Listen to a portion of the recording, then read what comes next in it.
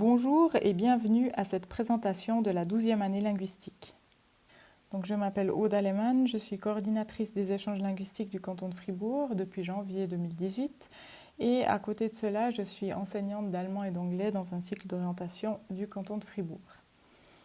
Toutes les informations que vous trouverez dans cette présentation sont également présentes sur le site de l'État de Fribourg, fr.ch. Ensuite, il suffit de taper 12e année linguistique dans le moteur de recherche. Vous allez y trouver une description du projet, une brochure d'information, un autre document avec les questions fréquemment posées, ainsi que les différents formulaires d'inscription. Vous verrez qu'il y a 2 formulaires d'inscription, donc veillez à prendre le bon. On parlera encore de ça plus tard. Donc il est bien évident que l'objectif numéro 1 est le perfectionnement de ses connaissances linguistiques, donc ses connaissances d'allemand. C'est là qu'on va mettre l'accent. Mais en plus de cela, évidemment que l'élève va découvrir une culture, une autre culture, et il va devoir faire preuve d'adaptabilité, étant donné qu'il sera dans une nouvelle école, éventuellement dans une nouvelle famille. Il va découvrir un autre mode de fonctionnement et tout ça, ça demande d'être très flexible et de pouvoir s'y adapter. Il s'agit d'une expérience vraiment incroyable si on s'en donne les moyens. On voit que l'important, c'est vraiment que l'élève soit très motivé par ce projet et qu'il soit prêt à faire face à la nouveauté. De manière générale, donc, les retours sont vraiment très positifs, même s'il y a des moments au cours de l'année qui sont un petit peu plus difficiles que d'autres. Mais si on se donne les moyens, si on ose aller vers les autres, si on n'a pas peur de parler, même en faisant des fautes, en principe, cela fonctionne très très bien. Pour faire cette année linguistique, 3 variantes sont possibles. La variante avec un retour quotidien au domicile, une variante avec un échange réciproque ou alors un séjour en famille d'accueil. Je commence intentionnellement par la variante numéro 3, étant donné que c'est la variante la plus complète. Donc il s'agit d'un échange, d'un séjour en famille d'accueil. Habituellement, c'est une variante qui se passe plutôt hors du canton. Vous avez dans la brochure une liste de cantons qu'on appelle les cantons RSA. C'est ceux qui ont signé la convention scolaire régionale qui s'appelle le Regionales Schulabkommen. Cela signifie que la question financière est déjà réglée.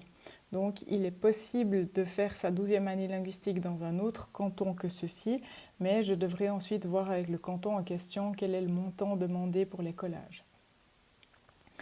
Comme indiqué dans la brochure, il est recommandé de chercher vous-même la famille d'accueil.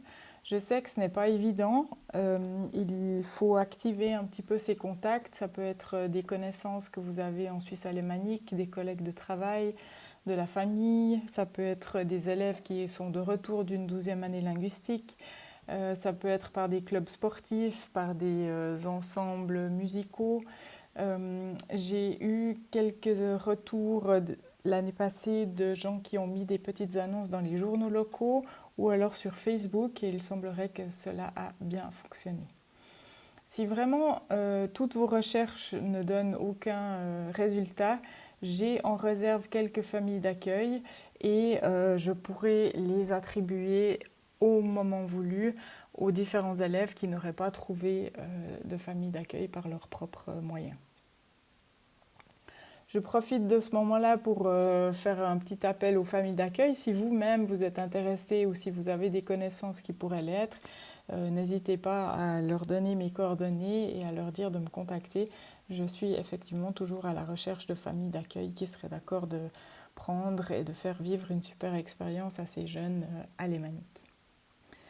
Au niveau des frais, donc on a parlé de l'écolage avant, ça c'est les cantons qui prennent en charge. À la charge des parents, ce sera les frais de pension et les frais de transport. Les frais de pension, c'est quelque chose qui doit être discuté avec la famille d'accueil. En principe, je n'interviens pas dans ces discussions-là. Je peux vous donner un prix indicatif qui est de 650 francs par mois sur 10 mois. Donc ça fait 6 500 francs sur l'année, plus ou moins pour 40 semaines d'école, entre 38 et 40. Mais tout ça, ça doit vraiment bien être discuté avec la famille d'accueil. Selon les expériences faites, ce qui est important, c'est vraiment de définir clairement qu'est-ce qui est compris dans ce montant-là. Surtout les repas de midi, c'est vrai que des fois les élèves doivent dîner à la cantine ou alors ils ont l'économie familiale ou ils n'ont pas le temps de rentrer à la maison. Alors qu'est-ce qui se passe dans ces cas-là? Est-ce que ça c'est compris dans les 650 francs et du coup c'est la famille d'accueil soit qui donne quelque chose à manger ou à se réchauffer ou alors est-ce que c'est eux qui payent les repas de midi? Enfin, à voir. Et puis, on voit par expérience qu'il est vraiment très important de discuter de tout avant, parce que quand les problèmes surviennent, souvent c'est déjà un petit peu trop compliqué. Au moment où vous envoyez le formulaire d'inscription, si vous n'avez pas encore trouvé de famille d'accueil, c'est pas grave. Merci juste d'indiquer que les recherches sont en cours et puis de m'informer au moment où vous avez trouvé une famille pour votre enfant. Au niveau de l'école, donc vous n'avez pas besoin de prendre des contacts. Je m'en chargerai dès que j'ai l'adresse de votre famille d'accueil. Alors je contacterai l'école pour voir si ils peuvent accueillir votre enfant. Dans 95% des cas, il n'y a aucun problème pour trouver une place dans les écoles. La seule raison que les écoles peuvent invoquer, c'est que les classes soient déjà très pleines et qu'un élève supplémentaire ne soit pas envisageable. Mais on trouve toujours une solution, donc en principe, pas de souci à ce niveau-là. La variante numéro 2 consiste en un échange réciproque, donc un pour un. En principe, il y a plus de demandes de francophones que d'alémaniques. Donc la répartition, elle se fait selon les demandes, selon les souhaits, plutôt garçons ou plutôt filles, et également selon la disponibilité dans les écoles. Comme pour la variante 3, l'échange peut avoir lieu dans différents cantons de Suisse. Donc on retrouve les cantons RSA où les frais d'écolage sont réglés, même s'il y a un échange réciproque, hein, ça facilite quand même les choses. Et dans les autres cantons, c'est également possible, moyennant négociation. En principe, il n'y a pas de coût de pension, étant donné la réciprocité. Par contre, les frais de transport sont toujours à la charge des parents, comme dans la variante numéro 3.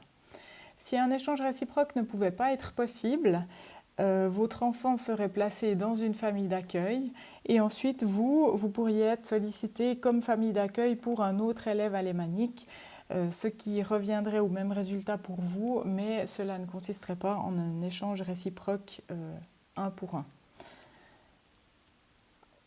La variante numéro 1 consiste en un retour quotidien au domicile. C'est possible pour autant que le temps de trajet soit raisonnable. Attention, on considère comme raisonnable un trajet de 45 à 50 minutes par trajet, par aller.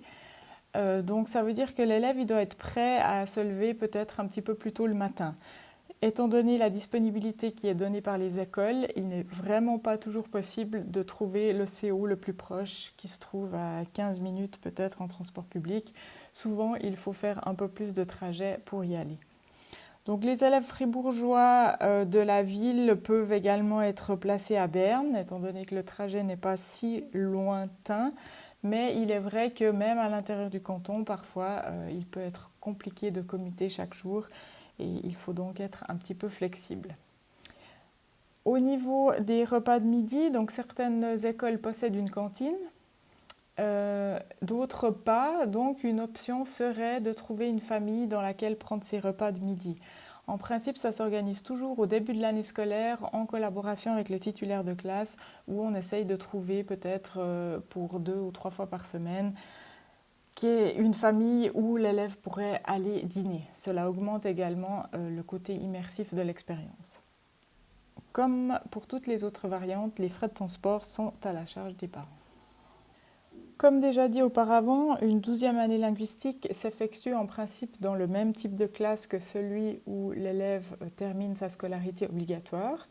Mais pour les élèves fribourgeois, des classes générales et exigences de base, il existe un programme qui est la 12e année linguistique dans un type de classe plus exigeant.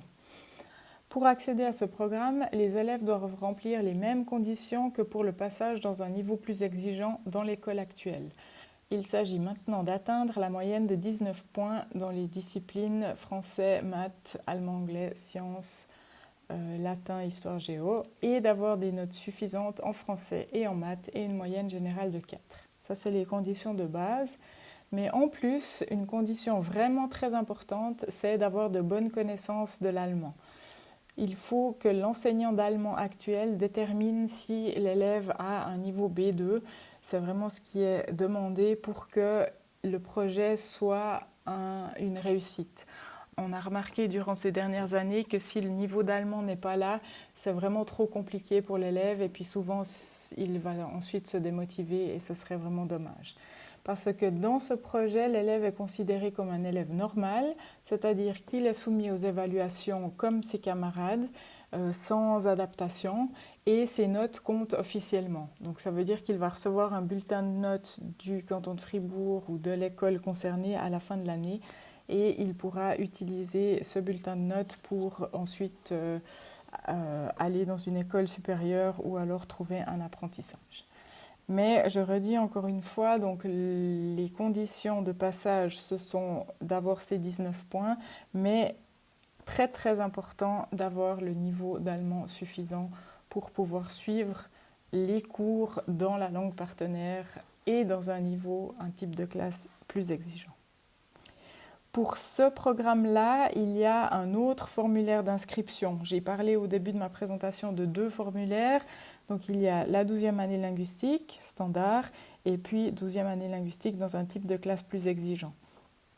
Si votre enfant est intéressé à ce type de programme-là, il faut remplir un seul formulaire, donc 12e année linguistique dans un type de classe plus exigeant. Et puis, je vous demanderai un bulletin de notes à la fin de l'année qui confirme qu'il remplit toujours les conditions nécessaires.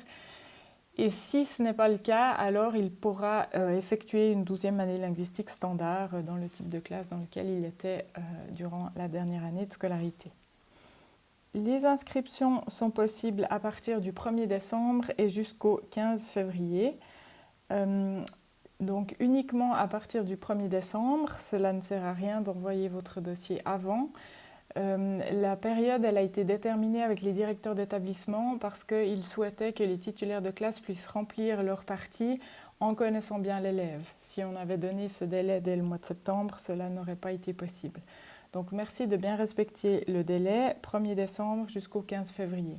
Bien contrôler que vous avez la bonne version du formulaire également et de contrôler que le dossier soit complet. Donc il faut une photo, il faut des signatures. Il est demandé d'envoyer également les notes du premier semestre de l'année en cours. Bien sûr que vous n'avez pas encore ce document au mois de décembre, mais ça, vous pouvez me le faire parvenir au mois de janvier une fois que vous l'avez reçu. Les dossiers peuvent être envoyés par mail ou par courrier, aucun souci. Et bien être au courant que les dossiers sont traités par ordre d'arrivée. Donc si c'est un projet qui est très important pour votre enfant, il est important d'envoyer le dossier au plus vite. Au niveau de la répartition, celle-ci ne commence qu'aux alentours de la fin février, une fois que les écoles auront donné le nombre d'élèves qu'elles peuvent accueillir et également une fois que toutes les inscriptions seront rentrées de manière à pouvoir faire les appareillements pour la variante numéro 2 et puis ensuite travailler sur la variante numéro 3 et en dernier recours la variante numéro 1. En principe, une réponse devrait vous être donnée jusqu'aux vacances de Pâques. Il est clair que si vous envoyez votre inscription pour une variante 3 et que vous avez déjà la famille d'accueil, alors dès que je reçois le dossier, je peux prendre contact avec l'école et puis là, en principe, les réponses, elles tombent assez vite.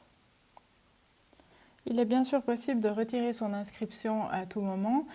Si l'élève choisit une autre option que la 12e année linguistique, merci simplement de m'en informer par écrit au plus vite, de manière à ce que les places soient libérées pour d'autres élèves.